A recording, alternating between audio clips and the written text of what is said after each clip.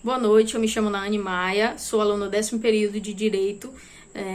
Estou aqui apresentando gravando esse vídeo para a disciplina de Direito Internacional Público e Privado, onde eu estarei falando sobre cooperação internacional, né? Cooperação jurídica internacional. E o que significa dizer, né, isso? Essa cooperação. O que é essa cooperação? É quando um Estado, é o instrumento pelo qual um Estado pede a outro Estado, né, que possa se cumprir uma decisão proferida por ele, né, lá no seu território. Ou seja, é como se o Brasil pedisse aos Estados Unidos ou qualquer outro país, só para exemplificar, que ele acate uma decisão tomada por ele em seu território, que a faça cumprir no seu território. Ou então que ele defina, né, que ele decida de forma própria sobre esse litígio que diz respeito ao Brasil, nesse caso em questão que eu estou exemplificando, né?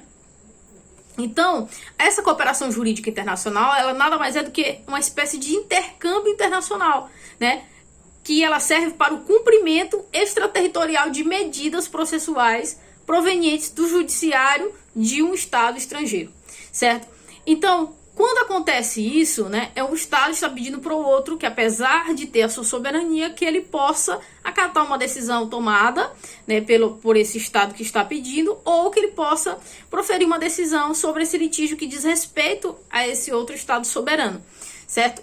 As duas principais finalidades que eu elenquei é que a primeira é assegurar a finalidade dessa cooperação jurídica internacional. A primeira é assegurar o pleno funcionamento da justiça, ou seja, para que a justiça funcione até mesmo quando se diz respeito a dois estados soberanos. Ou seja, aconteceu algo, um litígio, algum problema, alguma situação na qual um outro estado tem interesse, ele pode pedir de forma formal que isso possa ser resolvido. Então, a cooperação jurídica internacional nada mais é do que esse pedido feito de forma formal, né, através de documento.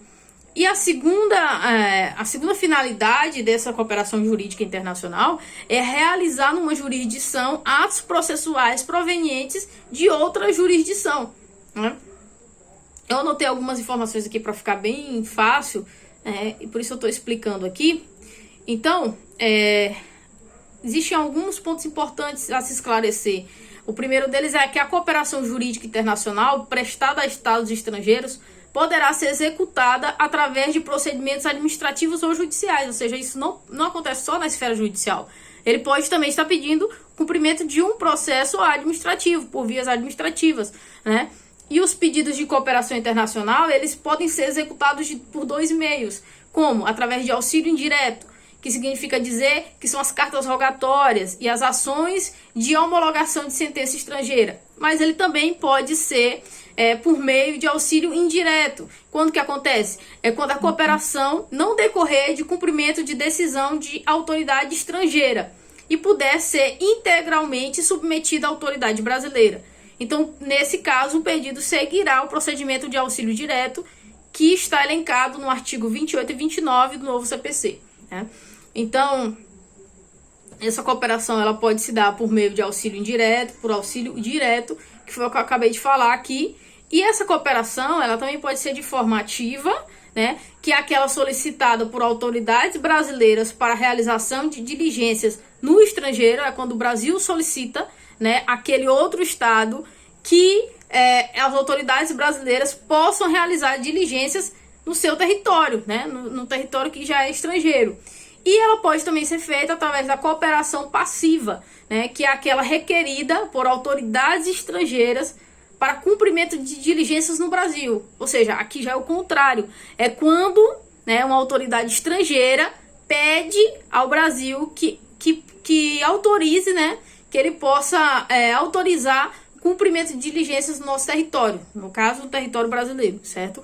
Então, ela pode ser de forma ativa, quando o Brasil solicita a outro estado para cumprir diligências em seu território, ou ela pode ser de forma passiva, que é quando outro estado solicita ao Brasil que se cumpra diligências no nosso território, certo? Então, resumindo, essa cooperação internacional, essa cooperação jurídica internacional, ela é esse meio pelo qual um estado pede a outro estado que possa se cumprir diligências em seu território, certo? De forma administrativa, de forma judicial, ela pode ser através de auxílio indireto, né? E pode ser também através de auxílio direto, e também ela pode ser de forma passiva e pode ser também de forma ativa. No geral, esses são alguns detalhes importantes sobre essa cooperação jurídica internacional. Espero que tenha sido bem clara nas minhas explicações, certo?